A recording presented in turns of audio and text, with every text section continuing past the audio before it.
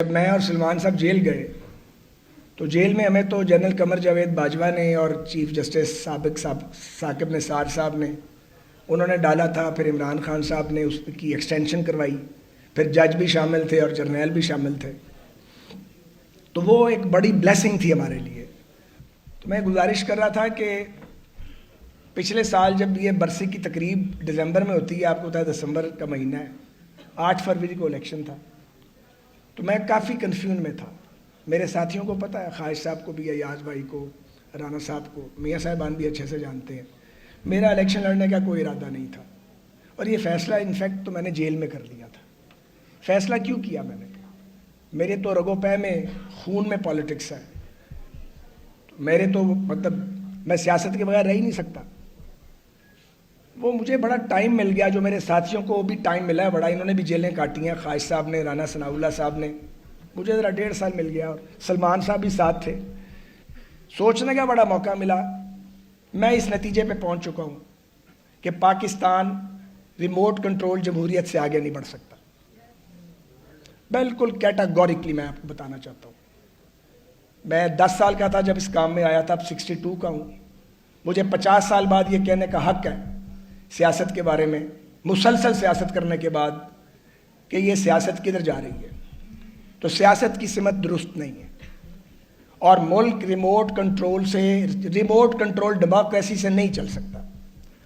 اچھا، سمجھا یہ جاتا ہے کہ ریموٹ کنٹرول ڈیموکریسی کی صرف ایک قسم ہے، اور وہ فوجی کنٹرول ہے۔ ایسا نہیں ہے۔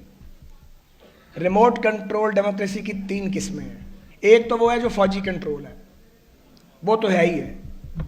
ایک ہے جب لیڈرشپ بادشاہ بن جاتی ہے، اور بادشاہ سلامت کے ہاتھ میں ریموٹ کنٹرول ہوتا ہے، وہ بھی جمہوریت۔ میں اسے جمہوریت نہیں مانتا، وہ زرد جمہوریت ہے، میں نہیں مانتا۔ اور تیسری جمہوریت وہ ہے جب چند جج اپنے کمرے میں بیٹھ کے، چیمبر میں، عدالت میں نہیں، چیمبر میں یہ بیٹھ کے فیصلہ کرتے ہیں اپنے گھر میں کہ ملک اس طرح چلے گا، یہ لیڈ کرے گا، یہ جیل جائے گا، اور اس کو اگلا حکمران بننا ہے۔ تو وہ بھی ریموٹ کنٹرول سے چلائی جانے والی جمہوریت ہے، وہ عدالتی آمریت ہے۔ بدقسمتی سے پاکستان تینوں طرح کی ریموٹ کنٹرول جمہوریت کا شکار ہے۔ یہی وجہ ہے کہ ہم 2 قدم آگے جاتے ہیں اور 4 قدم پیچھے چلے جاتے ہیں۔ میں نہیں سمجھتا کہ ملک کو اس طرح لے کے مزید آگے چلا جا سکتا ہے۔ آج کی یہ جو تقریب ہے، اس کا موضوع بحرانوں میں گرا پاکستان، اصلاح احوال کیسے ہو۔ بدقسمتی سے سالوں سے یہ موضوع ہمارے پاس ہے، ہم سالوں سے اس موضوع کو ہم ڈسکس کر رہے ہیں، بحران نہیں ختم ہوئے، بلکہ پہلے سے زیادہ بڑھ گئے ہیں، اور بڑھتے ہی چلے جا رہے ہیں۔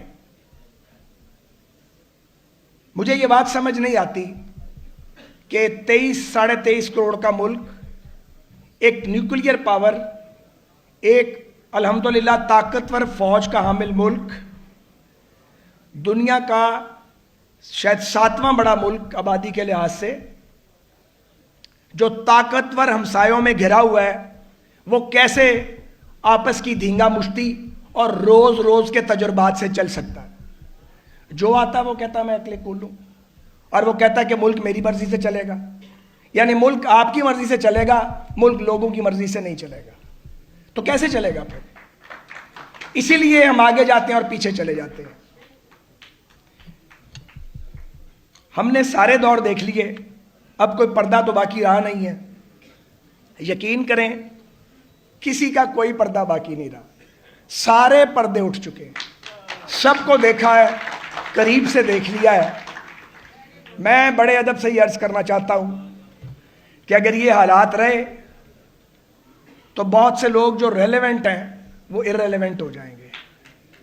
مجھے افسوس سے کہنا پڑتا ہے کہ اگر یہ چند سال اور چلا تو نئی حقیقتیں جنم لیں گی، پہلی حقیقتوں کا پتہ بھی نہیں چلے گا کدھر چلی گئی ہیں۔ اس وقت سے بچیں اور ملک کو محفوظ کرنے کی صحیح کی جائے۔ 2008 سے 2017 تک، 18 تک نہیں بات آئی، 2008 سے 13 اور 13 کے بعد 18 کا تو الیکشن خراب کر دیا تھا, 8 اور 13 کے 2 الیکشن تھے جو ٹھیک ہوئے. 2 بڑی جماعتوں نے متعدد غلطیاں کی, میری جماعت نے بھی کی, پیپلز پارٹی نے بھی کی, سمجھ گئے, مساک جمہوریت کر لیا. ہماری بدقسمتی کہ بے نظیر بھٹو کی شہادت ہوئی اور وہ بیلنس خراب ہو گیا. عمران خان صاحب سے جو میرا اختلاف ہے وہ یہ نہیں ہے کہ میرا ان کا الیکشن ہوتا ہے یا انہوں نے مجھے جیل میں ڈالا تھا. ڈیل میں انہوں نے نہیں ڈالا تھا, جیل میں ڈالا تھا جنرل قمر جاوید باجوہ صاحب نے اور چیف جسٹس ثاقب نثار صاحب نے. ان کا نام لیا ہی نہیں جاتا. ان کا نام لیا جانا چاہیے یا نہیں لیا جانا چاہیے؟ ان کا نام لیا جانا چاہیے. یہ نہیں ہو سکتا سیاستدان رگڑا کھاتا رہے گا اور فوج کا سابق سربراہ سارا کچھ کر کے تو وہ گولف کھیلے گا. اور تو ہم کچھ کر نہیں سکتے لیکن ذکر ضرور کریں گے. میری بھی نیاز مندی ہے قمر جاوید باجوہ صاحب سے بڑی درینہ, لیکن سچ یہی ہے کہ آج جہاں ہم کھڑے ہیں اس میں عمران خان صاحب, ثاقب نثار صاحب, قمر جاوید باجوہ صاحب, ان کے ساتھی ججوں, جرنیلوں اور سیاستدانوں کا حصہ پورے کا پورا ہے جنہوں نے مساک جمہوریت کو الٹا کے رکھ دیا, ٹھہر جائیں, الٹا کے رکھ دیا اور ملک کی سمت بدل ڈالی. سمت بدل گئی ملک کی, سول سپیس برائے نام رہ گئی.